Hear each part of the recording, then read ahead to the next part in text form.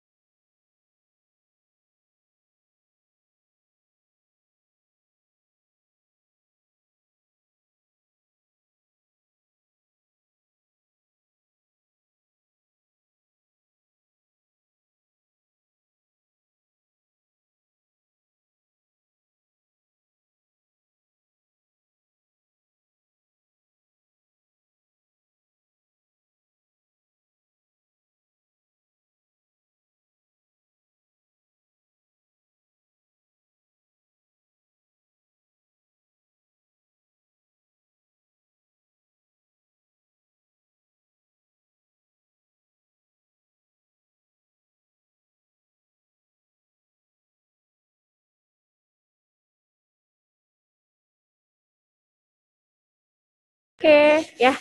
Saya udah cari tempat dulu ya, soalnya agak nggak kondusif tadi ya. Sebentar ya, teman-teman. Kita akan bahas kembali. Ya, saya share screen dulu. Ya. Oke, jadi hari ini kita akan membahas konsep desain pesan komunikasi bisnis. Nah, ini seperti biasa ya, kalau teman-teman suka nanya, apa sih kisi-kisi kalau ujian atau apa, ini sebenarnya ya, hari ini selesai kuliah, teman-teman harus mampu ngejelasin 3 langkah desain pesan bisnis, terus juga gimana merencanakan pesan bisnis yang efektif, terus prinsip-prinsip dan strateginya supaya apa yang kita sampaikan efektif, dan juga penggunaan komunikasi visual. Nah, ini penting nih, karena kayak sekarang kan ya, contohnya kayak kita pakai media sosial kayak Instagram dan sebagainya, itu juga bagian dari komunikasi visual ya, karena lebih informatif. Nah, ini penjelasan awalnya. Kenapa sih pesan bisnis itu harus dirancang? Harus direncanakan. Nggak boleh, nggak boleh spontan gitu. Pertama, karena untuk memastikan dulu bahwa informasi yang mau kita sampaikan ke orang lain itu formatnya sudah benar. Ya, jadi apapun itu harus dipersiapkan, apalagi dalam konteks bisnis ya. Tujuannya kan tujuan untuk mencapai organisasi yang kita inginkan ya, tujuan dari organisasi kita. Kedua, itu dengan perencanaan yang matang gitu ya, udah terorganize, menulisnya tuh jadi lebih cepat, lebih gampang, dan kalau di sini kata-katanya jauh lebih sedikit stres ya, maksudnya kita nggak nervous gitu ya, jadi kita udah tahu apa-apa aja yang perlu kita tuliskan gitu. Jadi makanya kayak misalkan teman-teman di Ormawa gitu ya, atau misalkan lagi apply beasiswa gitu, itu kan kalau ada ini ada noise lagi ya, mudah-mudahan teman-teman nggak terganggu ya, ini soalnya lagi suaranya ganggu nggak? Terdengar jelas ya? Terdengar ya? Halo teman-teman. Bu, Noise-nya keganggu nggak? Kedengeran jelas nggak? dengar Bu, cuman mungkin tidak seberisik yang sebelumnya. Oh ya udah ya, nggak apa-apa ya. Sekali lagi saya minta maaf nih, apa namanya kalau kondisinya lebih banyak suara-suara ya. Kayak kita lanjutkan lagi ya. Terus tadi yang ketiga, kenapa juga penting untuk kita bisa merancang pesan bisnis? Itu karena kalau di sini kata-katanya dapat menyelamatkan perusahaan dari kesalahan yang merugikan. Jadi gini, kalau kita mau menyampaikan pesan bisnis, tentu itu adalah representasi dari perusahaan atau institusi kita. Sehingga kita harus hati-hati gitu ya, harus hati-hati, harus direncanakan dengan sematang mungkin ya. Oke, selanjutnya kita lanjutkan lagi. Nah, ini desain pesan bisnis itu ada 3 secara garis besar ya. Ada perencanaan, setelah direncanakan kita mulai nulis, setelah itu finalisasi. Ya, jadi ada istilahnya kenapa di sini 50% pre-writing, karena dalam pre-writing kita juga harus riset dulu teman-teman. Ya, harus riset, harus cari data supaya ketika kita menulis tadi jauh lebih mudah. Nah, setelah kita tuliskan, kita baca lagi, bisa diedit, terus nanti difinalisasi. Ini kayak teman-teman kalau nanti bikin proposal skripsi atau proposal apapun, itu pasti tahapan awalnya tuh komposisinya lebih besar. Karena kita harus ngumpulin data-data tadi ya, data dan fakta. Nah, ini perencanaan pesan bisnis. Kita lihat apa aja. Ini standar ya. Pertama, analisis situasi. Ya, situasi itu artinya kita harus tahu ini pesan bisnisnya tujuannya apa, targetnya siapa, ya. Itu standar ya kalau dalam konteks komunikasi kan ada SMCR gitu ya. Nah, ini siapa targetnya, sasarannya siapa gitu ya. Terus yang kedua, dari situ kita cari informasi ya tentang hal-hal yang tadi kita perlukan. Dan perlu digarisbawahi teman-teman, datanya harus data terbaru ya. Jadi jangan pakai data-data udah 10 tahun terakhir dari perusahaan itu. Jangan, buka websitenya aja. Yang ketiga, memilih kombinasi media dan saluran komunikasi. Jadi efektivitas komunikasi itu semakin banyak media yang digunakan itu diharapkan semakin efektif. Ya, jadi kalau dalam bisnis tentu harus lebih banyak yang tatap muka. Kalau kayak sekarang mungkin pakai Zoom, pakai platform-platform yang memungkinkan kita bisa bertatap muka walaupun menggunakan media gitu ya. Bahkan kalau untuk assignment hal-hal yang urgent itu memang harus tatap muka. Bisa dokumennya kita kirim gitu ya.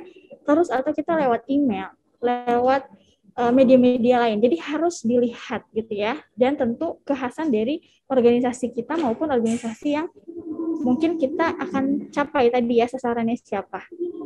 Nah, setelah itu, setelah informasi terkumpul, setelah kita tahu kira-kira cocok pakai media apa, ya, itu nanti kita mengorganisasikan informasinya. Mau kayak gimana cara menyampaikannya, poin-poinnya apa aja. Gitu.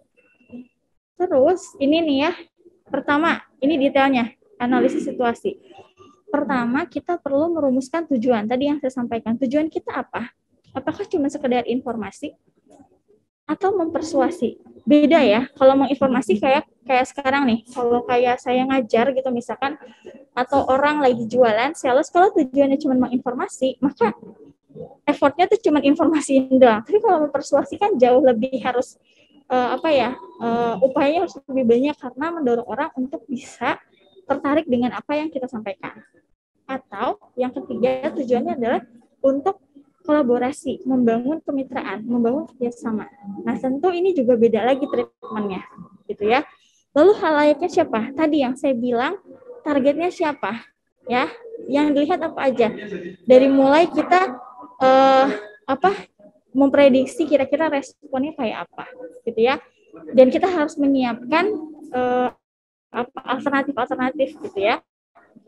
Terus harapan dan preferensi dari halayak itu seperti apa? Itu harus dikumpulkan ya lewat survei gitu ya atau lewat wawancara. Terus tingkat pengetahuan halayaknya juga seperti apa? ya. Terus komposisi halayaknya kayak apa? Terus ukuran dan distribusi geografisnya kayak apa? Jadi misalkan orang yang tinggal di perkotaan sama di pedesaan itu pasti karakteristiknya berbeda, gitu ya. Dan target utama kita siapa? Ya, kalau misalkan ternyata target kita adalah misalkan perusahaan asing gitu ya, maka kita harus tahu budayanya kayak apa gitu ya. Terus produk kita atau hal-hal yang kita tawarkan itu unik gak buat negara tersebut, misalkan seperti itu. Nah, di dalam tahap yang kedua ya, pengumpulan informasi, kita perlu pertama mengungkap kebutuhan pesan halayak yang tersembunyi. Artinya gini, kan ada istilah tersurat sama tersirat. Ya, kalau tersurat kayak sekarang nih, penjelasan di PowerPoint. Kalau tersirat itu kan apa yang saya jelasin ketika lagi ngomong atau ekspresi saya misalkan ya. Jadi memang ketika kita mengumpulkan informasi, misalkan kita melakukan wawancara gitu ya sama responden kita atau calon target kita. Nah, kan apalagi kalau Indonesia itu dia terkenal dengan high contact ya, banyak basa-basi gitu. Nah, mungkin kita harus bisa lebih lihat non-verbalnya, atau misalkan kita dapat gosipan-gosipan apa gitu ya yang dari orang lain gitu misalkan, yang perlu kita konfirmasi gitu ya. Terus yang kedua, menemukan fokus ya. Fokusnya tuh apa, informasi yang mau kita cari apa ya.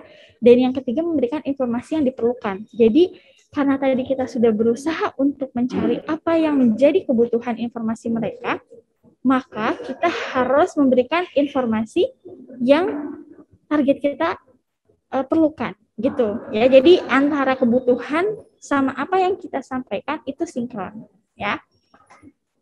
Nah, terus yang ketiga ya, tadi kalau teman-teman masih ingat di sini ya, ketiga adalah memilih kombinasi saluran yang terbaik ya. Mau apa? Apakah mau lisan, saluran pribadi kah? Apa mau lisan tapi digital? Contohnya misalkan email ya, tapi email ditujukan ke individu. Atau mau tertulis, saluran tercetak, contohnya kirim surat. Gitu. Atau tertulis saluran digital. Ini juga bisa tertulis dalam hal ini misalkan email. Sorry, yang media lisan ini kayak misalkan video conference kayak sekarang gitu ya. Atau media visual yang tercetak. Misalkan ngasih brosur gitu ya, yang bisa dilihat, ada gambar, ada tulisannya. Atau kayak sekarang musim e-flyer ya, media visual tapi digital. Kayak sekarang DS-nya IPB nih, kami mengumpulkan video-video dari semua rektor-rektor se-Indonesia maupun luar negeri, termasuk e-flyer-nya juga gitu ya. Nanti kita akan lihat tabelnya. Nah, ada tantangan yang unik yang ini harus menjadi perhatian kita ya, untuk di perangkat seluler gitu kan. Kita lihat berkat kombinasi portabilitas, fleksibilitas gitu, dimungkinkan beragam aplikasi ini berfokus pada bisnis ya. Misalkan kita harus lihat ukuran dan resolusi layar kayak sekarang ya, mau nggak mau kita harus menyesuaikan, entah pakai background, harus pakai apa, harus nyediain green screen kayak gitu-gitu ya. Terus ada istilahnya teknologi masukan, ada batasan bandwidth, ada penggunaan data dan biaya operasionalnya gitu. Jadi memang ada banyak hal yang perlu kita perhatikan untuk bisa menggunakan beragam media ini gitu ya. Nanti kalau teman-teman ada pertanyaan, silahkan langsung tulis di kolom chat ya, takut nanti kelupaan. Jadi jangan nunggu saya selesai ngomong, tapi boleh di kolom chat, nanti sekaligus saya jawabnya ya. Terus mengorganisasikan pesan bisnis. Pertama, kita harus mendefinisikan ide utama kita, terus membatasi cakupannya, jangan terlalu lebar gitu ya. Terus memilih pendekatannya gitu. Ada yang langsung, ada yang tidak langsung. Karena ini akan berimplikasi terhadap isi pesannya atau kontennya gitu. Apa langsung, tidak langsung. Nah, ini pendekatan langsung itu dimulai dengan ide utama, deduksi. Kalau dulu dari umum ke khusus.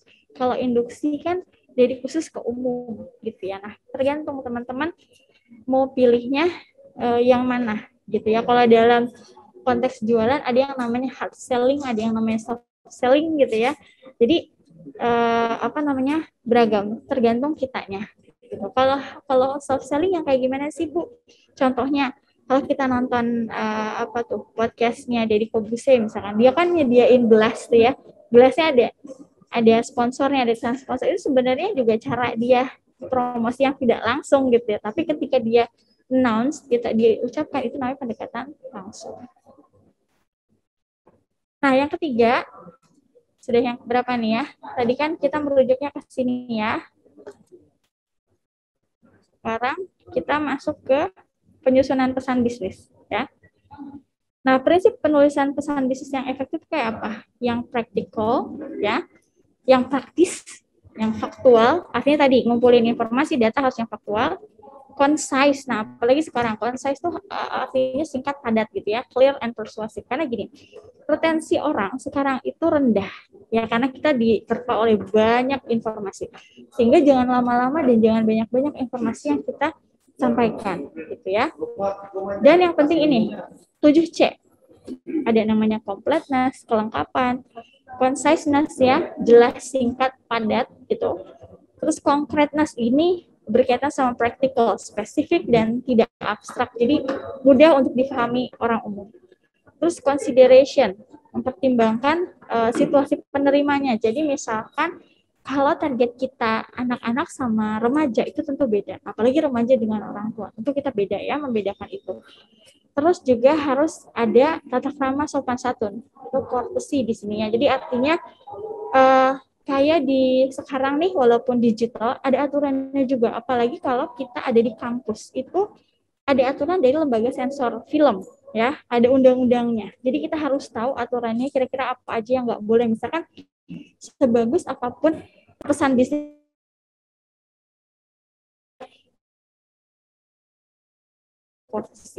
ya, dan hal-hal lain yang perlu nanti kita gali lagi ya. Sama yang terakhir, correctness, cermat. Jadi jangan sampai ada typo misalkan ya, ada kesalahan penulisan nama dan sebagainya. Jadi perlu dicek dulu, tadi butuh ada revisi ya, atau diedit.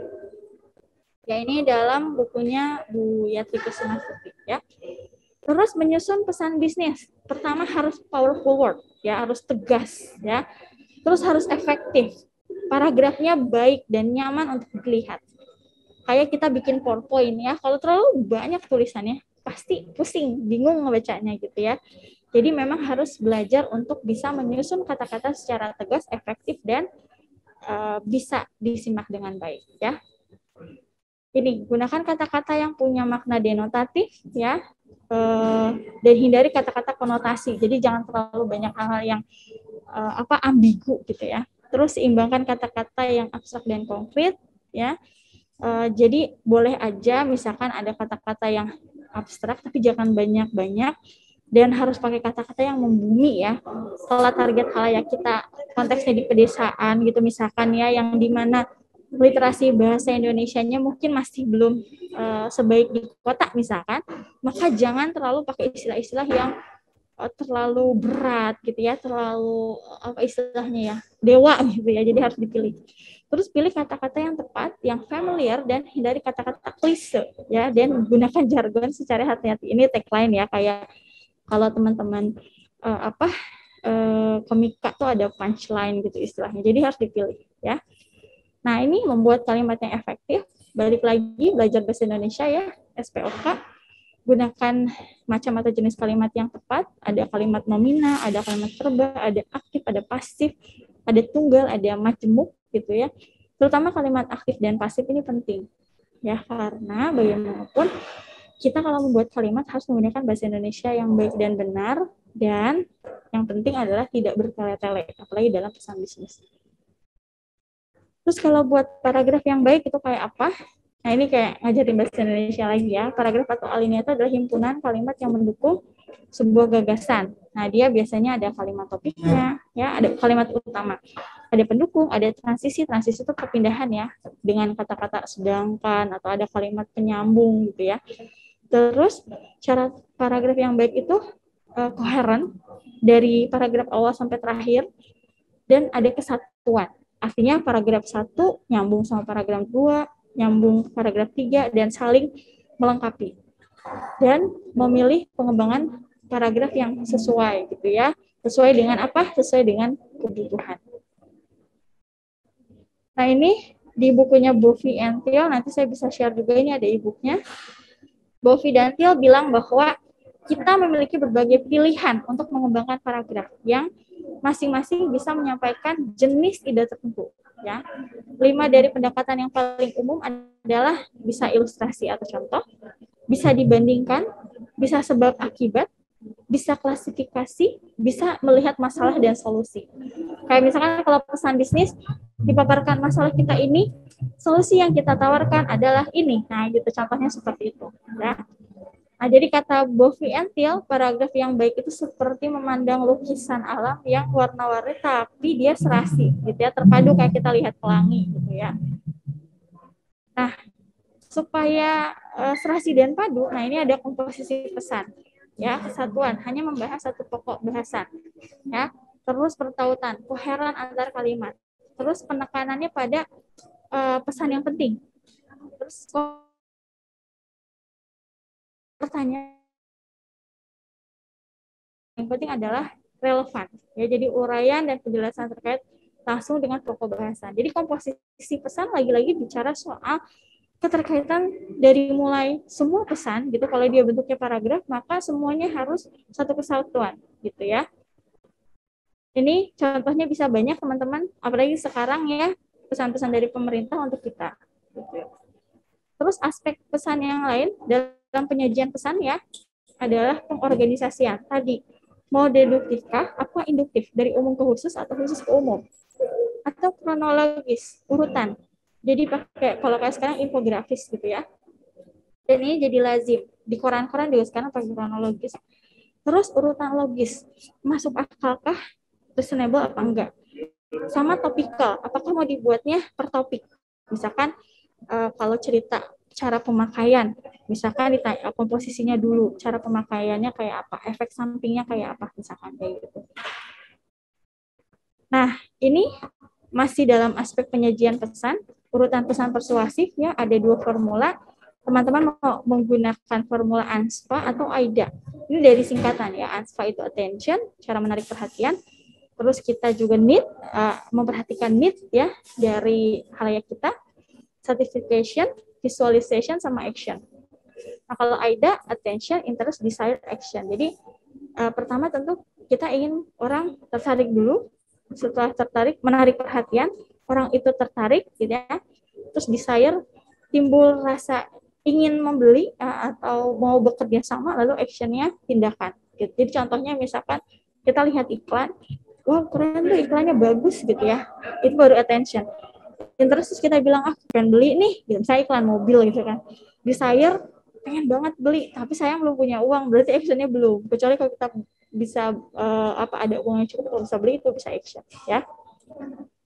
Nah ini daya tarik pesan bisa macam-macam ya teman-teman. Apakah menimbulkan rasa takut kayak sekarang gitu ya dalam pandemi COVID-19, atau ganjaran kayak sekarang. Kalau udah vaksin bisa masuk mall. Sekarang ini aja kita masuk SCC harus pakai aplikasi Peduli Lindungi gitu ya.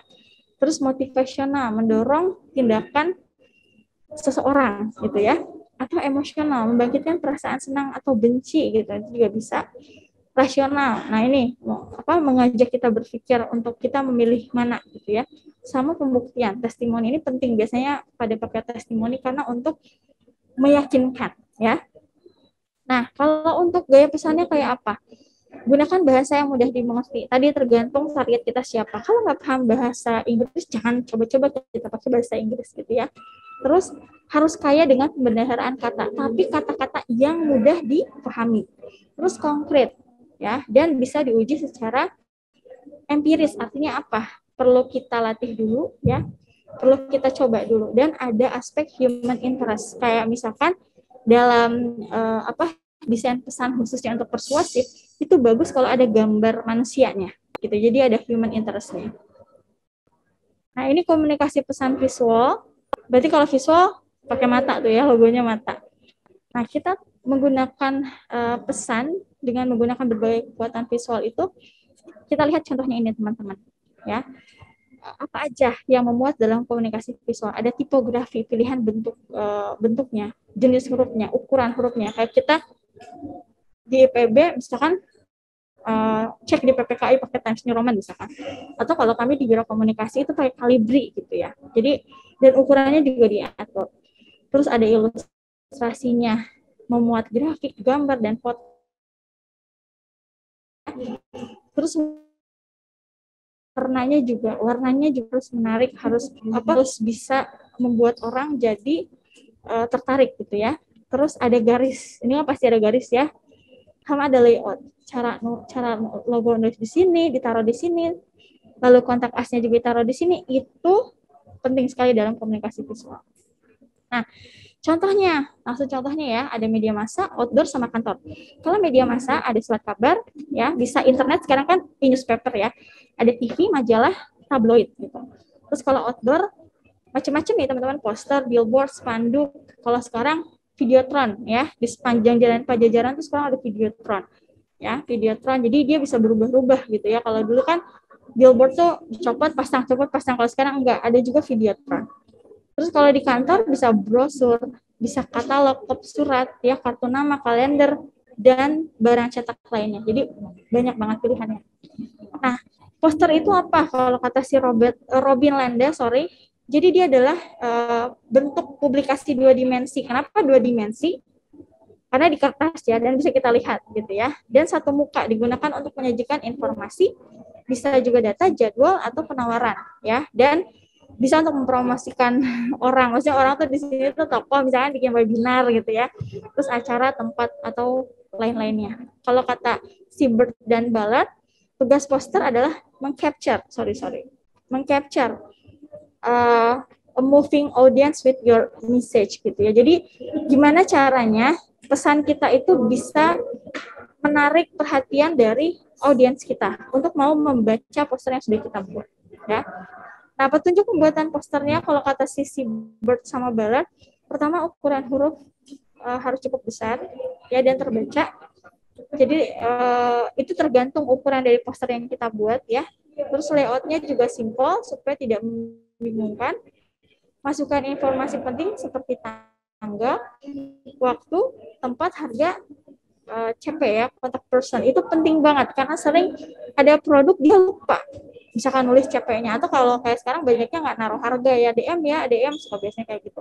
Sama, tetapkan satu elemen penting yang dominan, bisa judul atau ilustrasi sekilas yang bisa menarik perhatian dari audiens kita.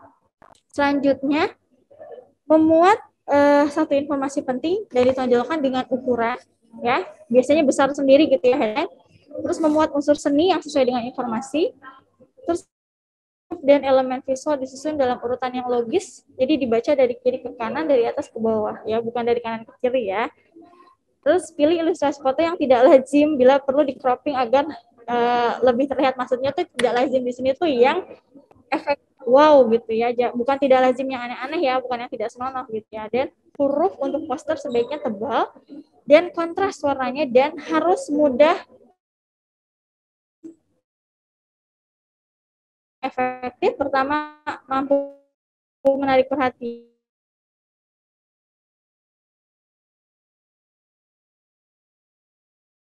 ya, terus mempengaruhi dan akhirnya membentuk opini. Kayak sekarang orang jadi mau divaksin gitu ya, karena sering terdedah banyak media, termasuk media-media visual gitu ya, dan menggunakan warna-warna yang mengesankan, misalkan kayak warna merah, gitu ya.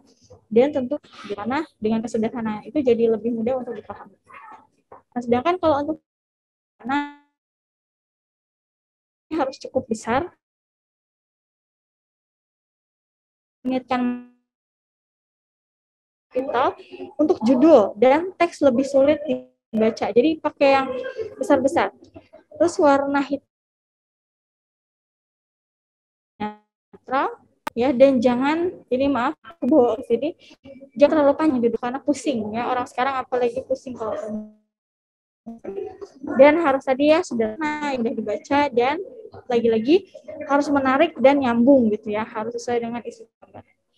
Biasanya ya judulnya biasanya 100 poin, subjudulnya 36 poin, teks 30, referensi 24 poin. Jadi jangan pernah pun menggunakan di bawah 20 poin ya, karena kasihan sama yang yang akan ini ya, yang melihat itu ya. Ini tambahannya seperti itu ya. Ini tambahan-tambahan catatannya, nanti kita akan coba share ya ke teman-teman ya.